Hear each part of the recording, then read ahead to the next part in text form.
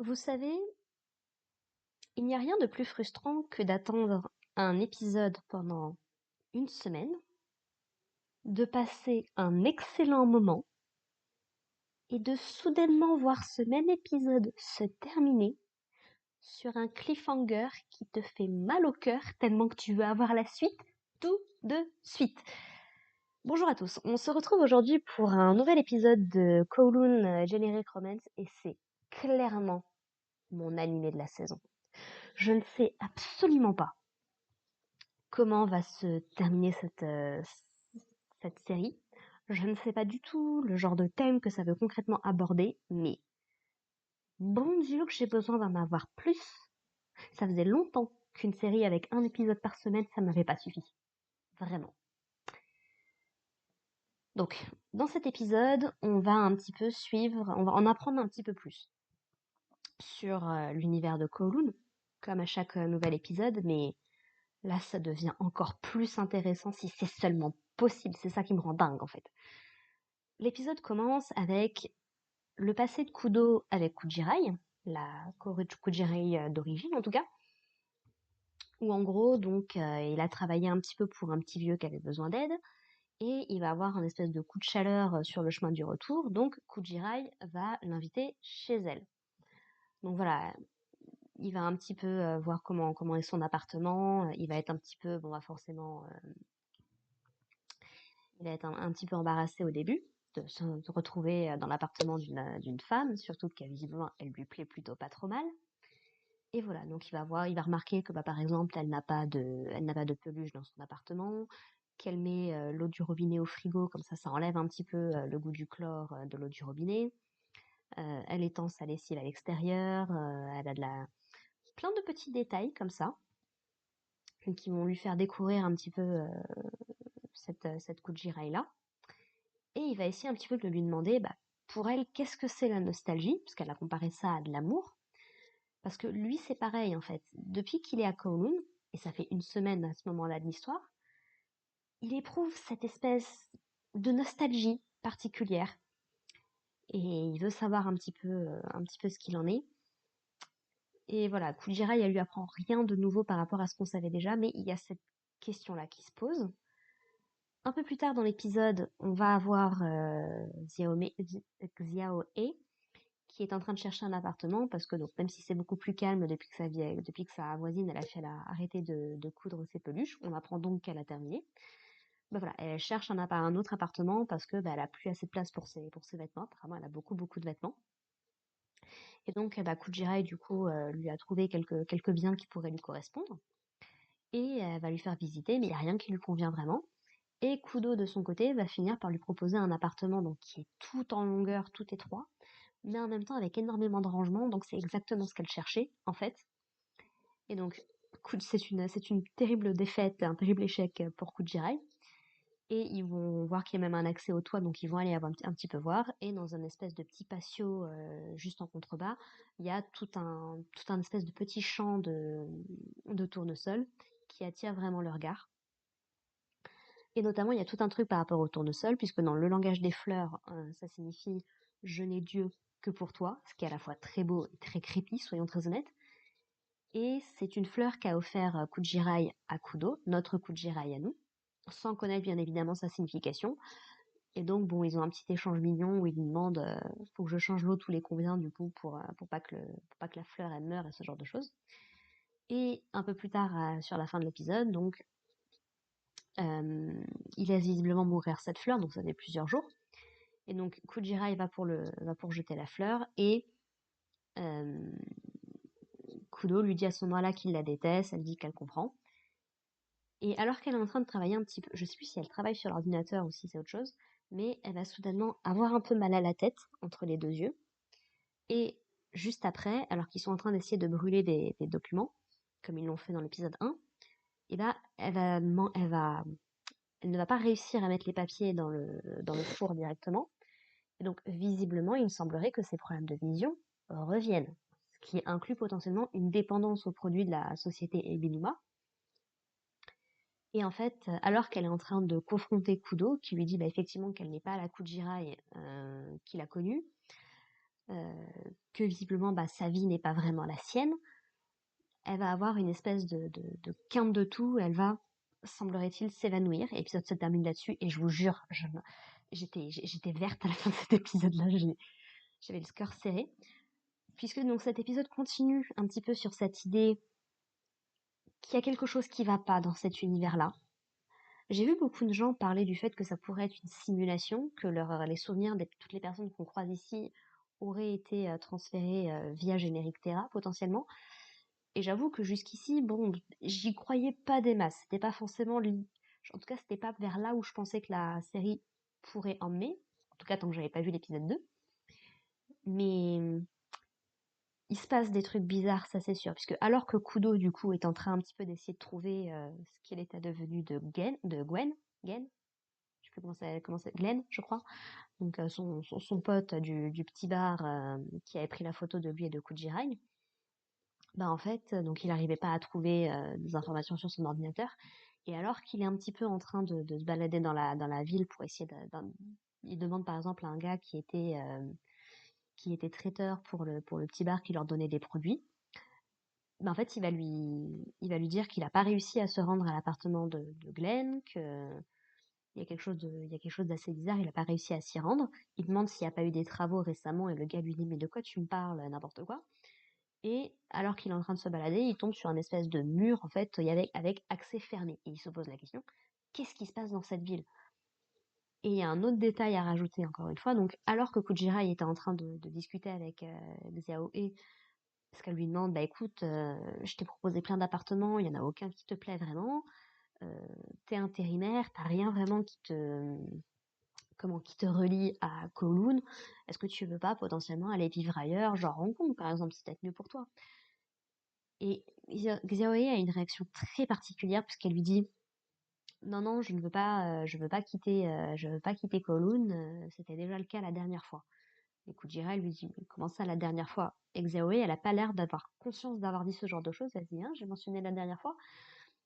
Donc il y a ce petit truc étrange qui se passe, et pour enfoncer le dernier clou dans le cercueil, on a Ebinuma lui-même, donc qui se pointe à l'agence de Kujirai et de Kudo, puisqu'apparemment il veut ouvrir une deuxième clinique. Super mauvaise idée selon moi, vu le côté creepy de ce mec-là. Et donc,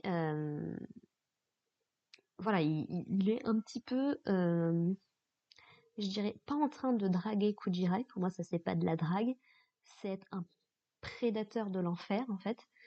Il l'embrasse sans son consentement, parce qu'elle a remis du rouge à lèvres qui ne plaisait pas à Ebinuma, enfin en tout cas qui disait qu'il ne lui allait pas très bien. Et donc il lui propose de plus ou moins de sortir avec lui, contrairement à Kudo. Kudo qui se montre très protecteur à l'encontre de Kujirai. Alors on ne sait pas vraiment s'il connaît Ebinuma, puisque visiblement il est arrivé quelque chose à Kujirai, en tout cas celle qu'il connaissait. Donc, et Ebinuma, il a l'air de connaître Kujirai, donc voilà, il se pose des questions, ça lui plaît pas des masses, quoi. Kujirai remarque après qu'il l'a embrassé qu'il a un goût de pomme, apparemment. Bon, on revoit d'ailleurs sa langue de serpent. Et donc il part avec une de ses assistantes, hein, et il lui demande: l'air ici il est pollué, donnez-moi ce qu'il faut. Et il mentionne de nouveau le serpent face à cette personne-là, qui encore une fois a un sourire vraiment creepy. Et je m'en suis rendu compte dans cet épisode-là, en observant un petit peu la Kujirai de Kudo, c'est que c'est pas aussi, comment dire, c'est pas aussi important, mais elle a un peu ce même type de sourire, un peu creepy. Donc, j'ai plein de théories dans la tête, j'en parlerai à la fin de l'épisode après avoir fini de résumer un petit peu ce qui se passe.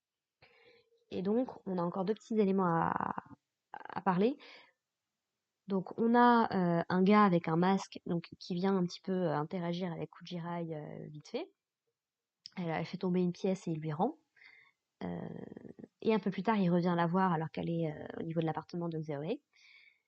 Et il lui dit: oui, la vie que vous vivez, c'est pas la vôtre, vous n'êtes pas la Kujirai que je connais, celle que je connais n'est plus de ce monde. C'est comme si une étrangère était en train de piétiner sa vie ou quoi que ce soit. Et puis globalement, il se barre en fait.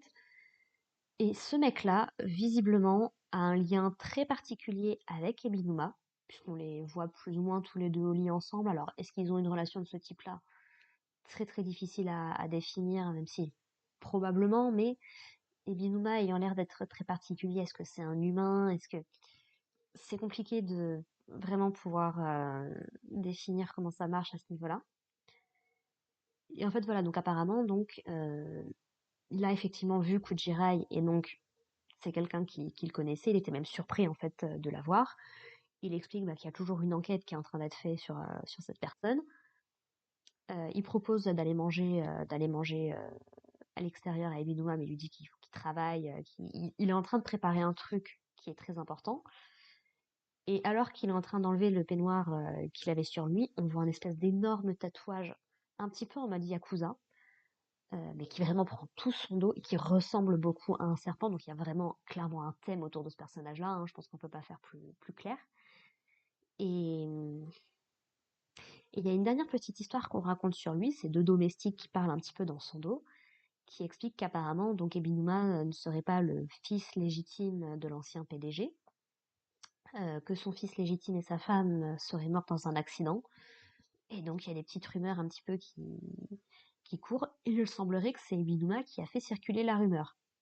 Et du coup, son copain lui dit que c'est un petit peu dur pour son père, ce genre de choses. Donc, c'est très, très particulier. Cet univers est vraiment fascinant. Ces personnages sont fascinants. Et vraiment, j'ai envie d'avoir plus. Mais du coup, il est temps de parler un petit peu des théories, parce qu'il y a plein de possibilités différentes. Donc, ah oui, et puis visiblement, le copain d'Ebinuma, bah, ce serait Glenn apparemment, en tout cas il a le même visage. Donc beaucoup beaucoup de théories possibles. À l'heure actuelle, c'est visiblement pas la première version de cet univers-là qu'on découvre. Jusqu'à quel point est-ce que nos personnages sont au courant de cette réalité? Pour l'instant, on ne sait pas trop. Ce qui est sûr, c'est que Kudo a connu une Kujirai qui n'est peut-être pas celle que l'on suit aujourd'hui. Puisque c'est un détail que j'ai oublié de mentionner dans l'épisode dernier, mais alors que la Kujirai de Kudo avait les oreilles percées, avait des boucles d'oreilles, notre Kujirai n'en a pas. Elle utilise une version clippée. Il explique justement qu'il n'en sait rien, enfin qu'elle elle ne sait pas ce qui se passe, que comment dire que tout ceci n'est qu'une illusion. Il y a le fait qu'apparemment les rides de Kujirai ne racontent pas une histoire particulière, elle n'a pas de passé, elle n'a pas d'histoire. Il y a tout ce délire autour de Générique Terra qui est en lien avec les souvenirs vers l'avenir de l'humanité. Il y a Xiaohe qui a eu une réaction très bizarre qui parle d'une autre foi. On a Yaomei qui, elle, de son côté, s'est fait entièrement refaire le corps et est très très intriguée est très intéressée par la clinique d'Ebinuma. On a Ebinuma qui, visiblement, il n'a pas trop réagi en fait à l'apparence de Kujirai, mais plus à son nom. Pourquoi pas? Son copain, visiblement, l'a déjà connu. Il a été surpris de la voir. J'ai le sentiment que Ebinuma et son pote lui-même ne sont pas au courant de la totalité des choses qui se passent dans cet univers-là. Donc, c'est, franchement, c'est très fascinant d'essayer de comprendre, d'essayer de mettre des mots, d'essayer de poser des hypothèses sur cet univers-là. Est-ce qu'on est dans une simulation? Est-ce qu'on est dans une réalité alternative? Est-ce qu'on est dans un rêve? Est-ce qu'on est dans un souvenir? Parce que ça aussi, je l'avais pas mentionné, mais à la fin du tout premier épisode, quand Kujirai parle de la photo avec Glenn, alors qu'elle est dans le bar totalement à neuf et tout, soudainement, ça coupe brièvement sur une version dévastée de cet endroit-là. On a tout le délire avec le collier que Kujirai utilise, qui est créé par la société des Binuma. Il y a Voilà, à l'heure actuelle, c'est très très compliqué de savoir exactement où on va, ce qu'il en est, toute cette histoire, mais clairement, je veux en savoir plus. Je veux absolument en savoir plus. Et on a également l'explication du pourquoi est-ce que Kudo est très attaché au nombre 8. C'est en fait, on découvre dans le flashback, ça m'a sauté aux yeux tout de suite, c'est que l'appartement de Kujirai, c'est l'appartement numéro 8. Et c'est pour ça qu'il dit qu'il a pris cette habitude de toucher, comme il le dit, les nombres 8 qu'il peut croiser dans les ruelles de Kowloon. Voilà. Plein de petits détails comme ça, par-ci par-là, qui, mis ensemble dans un autre contexte, prennent énormément de sens et sont ouais, très beaux, très nostalgiques. Puis il y a tout ce délire avec la nostalgie aussi, comme si on avait déjà vécu quelque chose. Enfin, ouais. Ouais, à l'heure actuelle, la série peut tellement partir dans toutes les directions que je ne sais pas. Je ne peux pas me dire avec certitude que c'est de ce côté-là qu'on va aller et pas dans celui-là parce que ceci, cela. Je suis obligée d'attendre chaque semaine d'avoir des nouvelles de cette série et puis ouais, clairement, c'est mon coup de cœur de la saison. Voilà. Sur ce, bah écoutez, n'hésitez pas à me dire ce que vous avez pensé de cet épisode. Bien évidemment, sans spoiler si vous connaissez l'histoire. Et puis bah je vous propose, vous pouvez même faire des analyses par rapport à juste ce que l'épisode nous donne. Moi c'est quelque chose que je fais beaucoup par exemple, vu que Fruit Basket c'est une œuvre qui moi m'a énormément marqué.